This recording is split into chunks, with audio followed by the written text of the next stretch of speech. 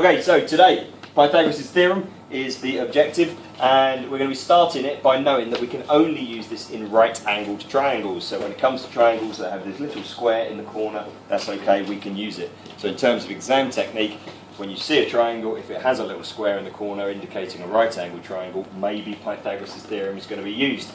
It only tells us about the length of sides. Okay, Pythagoras was quite clever 2,000 years ago, but he only knew about the lengths of sides. So for instance, the length of here, there and there. Nothing to do with angles, other than that 90-degree right angle.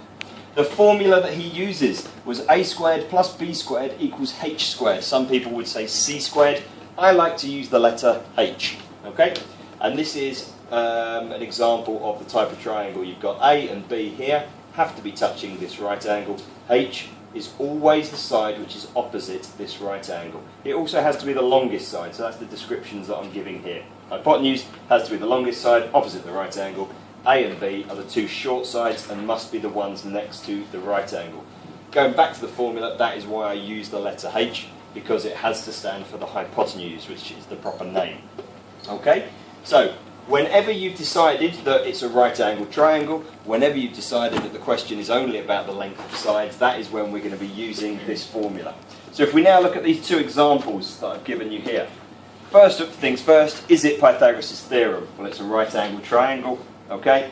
And we're talking about, we're given two lengths of sides, and I'm asked for the third length of the side. So yes, it fits the criteria of being Pythagoras' theorem. I now need to label the sides A, B and H. I need to decide what is what. Well, A and B are the two sides that are next to this right angled triangle. So I know that that becomes A and that becomes B. Therefore, this must be H. Is it right? Well, it's opposite the right angled triangle. I know that H has got to be the longest side. Therefore, I know that my answer has got to be bigger than 8. All right? All of this before we've even started doing any calculations. So what is Pythagoras' theorem? It is a squared plus b squared equals h squared. We now start to substitute in the values that we get. A is 4, so 4 squared. B is 8, so 8 squared.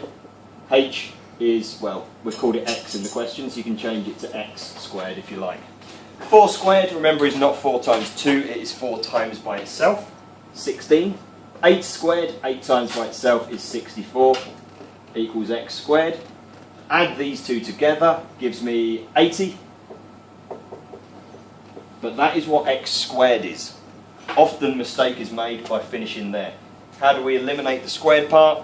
Divide. Square root. We square root, very well done. So the square root of 80 is equal to x. If you now type that into your calculators, hopefully you know where your square root button is. And you get the answer. If I say to 2 decimal places, you would get the answer 8.94, and we're talking about centimetres. Exam technique again, just because you got your answer, you haven't finished. Go back to the question, is it a reasonable answer? Well, we said that this had to be the hypotenuse, therefore it had to be the longest side, therefore it had to be longer than 8 centimetres. My answer of 8.94 centimetres is longer than 8 centimetres. It sounds about right relative to these. If I'd stopped at this point and said 80, well, 80 doesn't really fit with 8 and 4, does it? It's completely out there.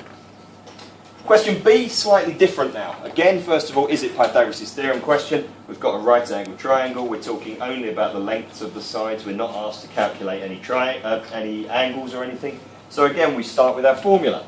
A squared plus b squared equals h squared. We need to label the sides. So in this case, 17 is my hypotenuse because it's directly opposite the right angle. A and B are the two sides that are next to the right angle. So substituting things in, this time a squared, well, a is x, so that becomes my x squared. Ooh, let's do that properly.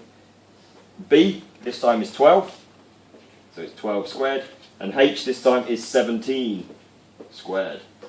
X squared, there's no working out to be done there, we still don't know what that is. 12 squared gives me 144, and 17 squared, I'm going to cheat. Can anyone beat me? 289? Too slow.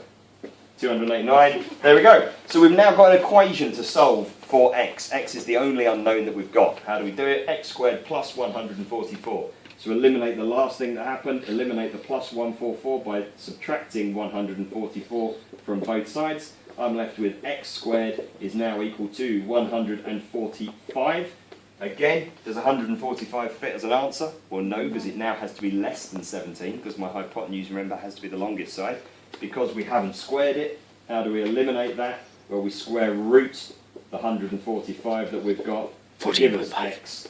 In terms of two decimal places, 12.04. Beautiful. Again, is it a reasonable answer? Well, it's less than the 17. It's in the same ballpark as those sides. So yes, it sounds reasonable. Easy? Yes. Good stuff.